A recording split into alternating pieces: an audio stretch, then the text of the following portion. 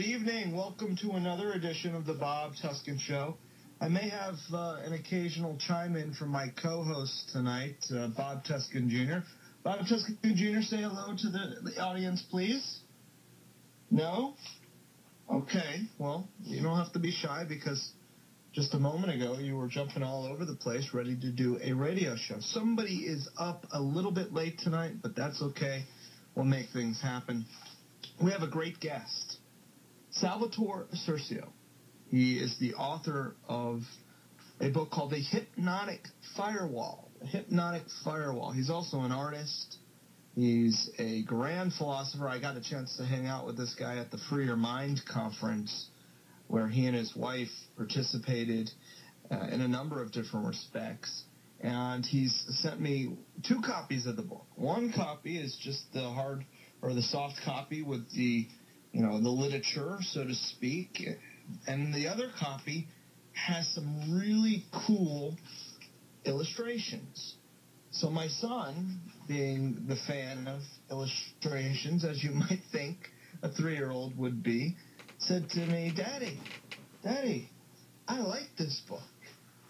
And it's, of course, because it relays the message. It's not a kid's book, mind you. The topics are definitely adult. But if Bob Tuskin Jr. approves it, then by golly, you might want to check it out. But let's learn a little bit more about this book and the author of the book. Without further ado, let's bring Salvatore on with us. Salvatore, how are you, man? I'm doing great, Bob. Thanks for having me. Thanks for coming on. All right, give us the Reader's Digest version of this book and kind of the background about how you decided to write it. All right. I guess with all the conspiracy world somewhere in my mind, there's just always been this desire to sit down with the chalkboard and try to lay it all out. So I guess somewhere along the lines, that's where the book started. And then one day it just sort of popped in my head. The name Hypnotic Firewall has always been the name. And I just started writing it. And I was surprised when I got to 90 pages, but it just kept coming. And it took me 2 years to write it and finish everything. I did all the publishing and all the artwork. And my lady, Tara Goldenberg, did a lot of the editing with me. And sort of just a little bit of Slack magic, sort of how I want to see, maybe take the vision I have and write about it. And with the hopes that something like that might happen, a big change. Right. So. And you're an artist primarily, right? What was that? Oh, sorry. You're a professional artist, though, so your background's not necessarily in writing. No, it's not at all. I've actually never written more than a poem in my whole life. It was, first time I wrote something large was my MFA thesis for, I went to art school for sculpture, and that was 15 pages, and that was a big chore. So it was pretty shocking to me that I was writing this book, kind of. And, I went to the Academy of Fine Arts in Philly. I studied printmaking and sculpture, got my MFA there.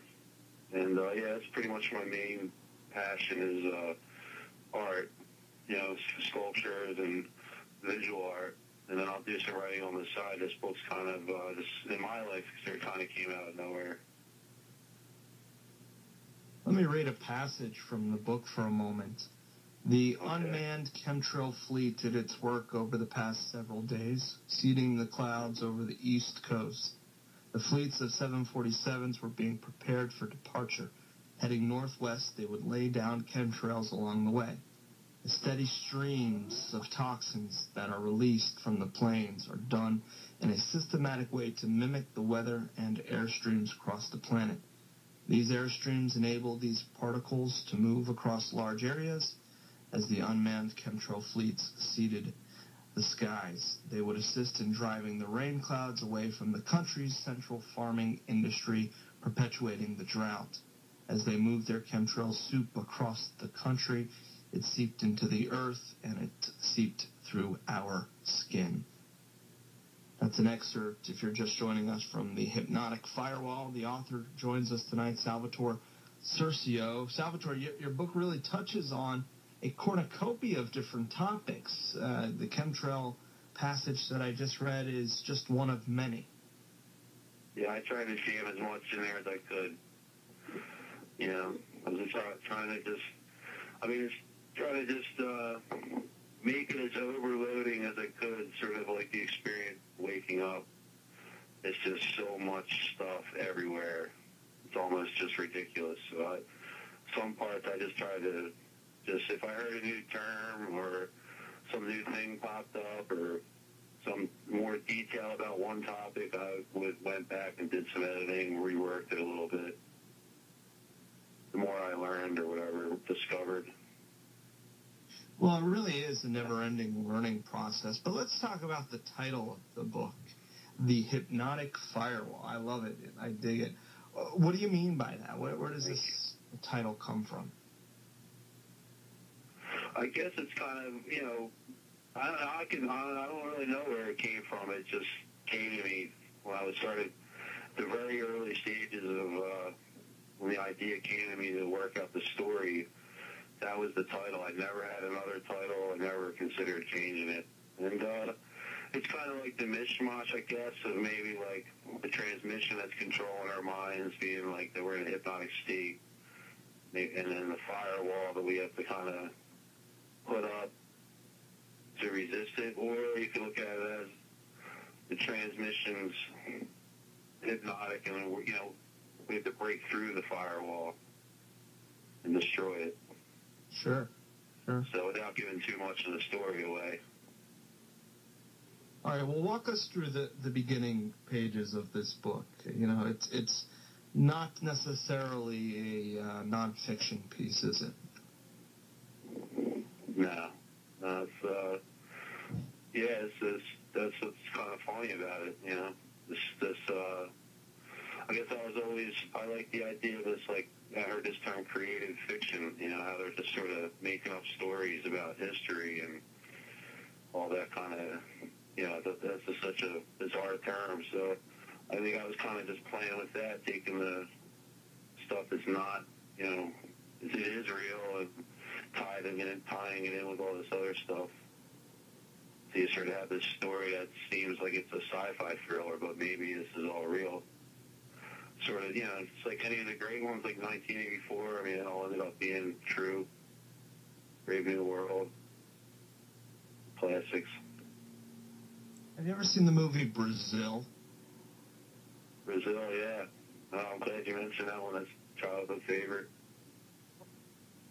That movie kind of, I don't know, it kind of reminds me of your book for some reason, or your book kind of reminds me of it. I can honestly say it was definitely a big movie influence early in my life. I probably saw that movie 50 times.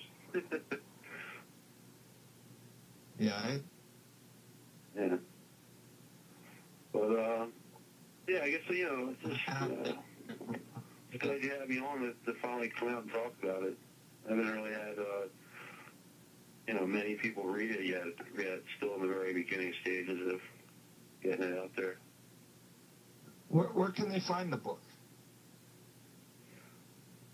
You can either contact me on, you know, I have a Facebook page. I got the Hypnotic Firewall page. There's links on there to buy it from CreateSpace, which is where I publish it at. And there's all, you know, you can also find it on Amazon. On Amazon, it's a little bit harder for some reason to find the illustrated version. They have the other version popping up first. But okay, cool. yeah, if someone buys it, they want me to sign it, they can, you know, either send it to me, and I'll send it back to them. Or if they're local, of course, I meet them. And you know, if they wanted to buy it from me directly, I could write something in there, or they could just contact me, and you know, then I could order it and then ship it out.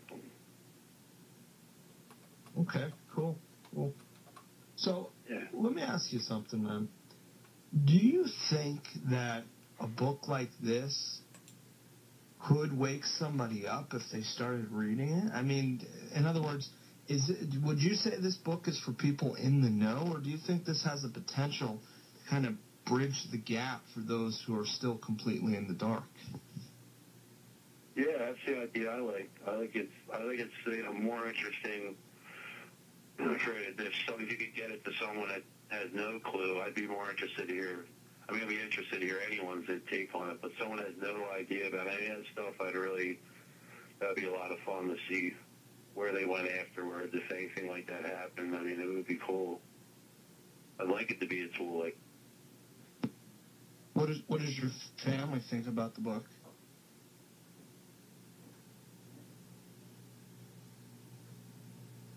He dropped. It's the hypnotic firewall of our connection, dropping our guest, ladies and gentlemen. Probably the Illuminati. No, I take that back. It's definitely the Illuminati, without a doubt. So, I know I said I wasn't going to talk about the election this year. Or should I say the selection? But something worthy of me discussing has come up. And I really want to get your support because I think this candidate that has recently gained in popularity, winning 10% of a North Carolina poll, is something you can really get behind. Someone, I should say. Mr. Producer, have you heard about this new candidate in the field this year? D's nuts. That's right. D's nuts. D's nuts 2016, folks. That's all I'm going to say. If anything can change this horrific draconian system we have, D's nuts can change it. Okay? D's nuts you can really get behind. I can really get behind as a candidate for the 2016 election. We have our guest back, Salvatore.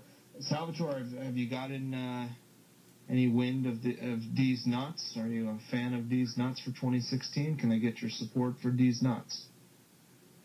I don't know if I'll support anyone this year, Bob. Not even D's nuts? That's a pretty funny story, yeah. I got these nuts over here to support. I got these nuts in my family that I have to try to wake up on a regular basis.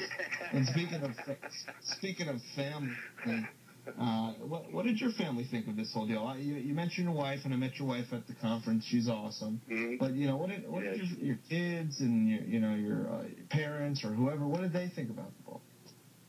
My mom actually, she was actually another big help. She maybe did the first read, and she loved it. She's just the most supportive, amazing mom ever. She's always just shows up to all my art openings, gives me money to make art projects or pay bills, and it just helps me out. And, my son, he's 15, he's checked it out. He hasn't read it through all the way, but he thinks it's pretty cool. I don't know if he totally, I don't know if he grasps it all, but he digs it. And then friends, I got, some friends who were like, real liked it. I definitely had some people that were totally turned off, thought I was crazy, unfriended me on Facebook. That's awesome. But, I've had total, different kinds of responses. Some people were like, your grammar is weird. They didn't even want to talk about the story. It's been an array of things. I've had some real good responses, people that really seem to get the point of it all. Doing the story, have fun with it. So, what are the hidden gems in this book that you hope people find? What are some of the takeaways that you want people to have after reading it?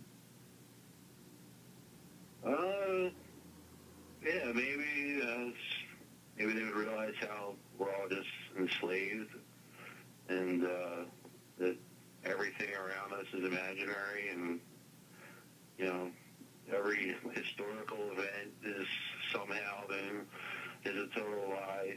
even if it's a little bit of a lie, it's a complete lie, and the food's poison, the air is poison. I mean, it sucks, but we have to realize it. It sucks to look at it. People think that it's like a negative thing, but yeah, if people could just pay attention a little bit more, see what's really going on, and stop, hiding or whatever they're doing, avoiding it.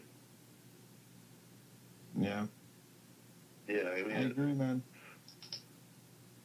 It's kind of depressing, though. I mean, how do you stay positive? How do you, in your art, try to bring forth beauty? I mean, because first and foremost, you're an artist. I'm not a depressed person. I'm real happy. I'm fired up.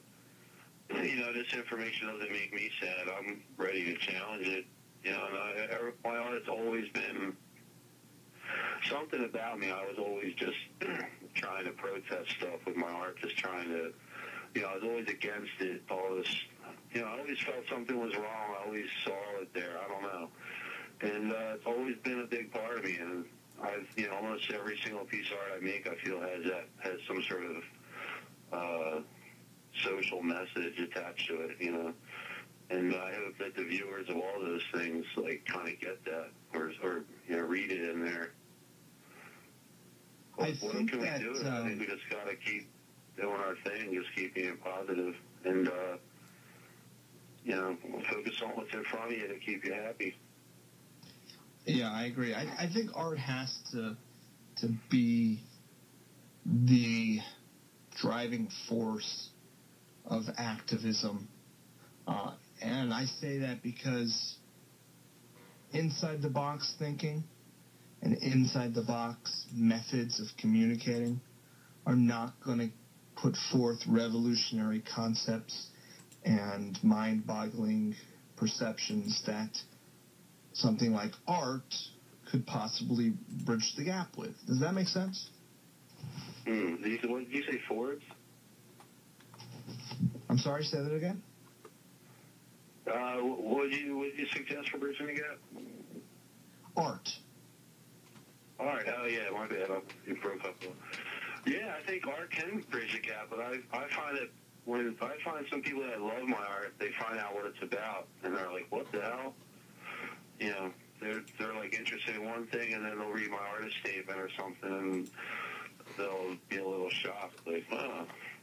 But I think it's definitely, it did it for me. It opened my mind up. It saved my life.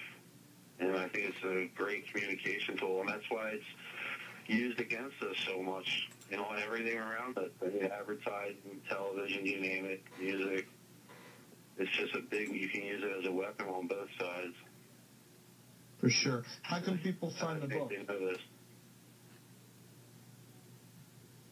Sure. How can people find the book? How can people find it? You can find me on Facebook, Salvatore Cerceo. I got a Cerceo Arts page. I got the Hypnotic Firewall page. At the pin to the top is the link to the book on Creative Space. You can message me personally, and I'll order one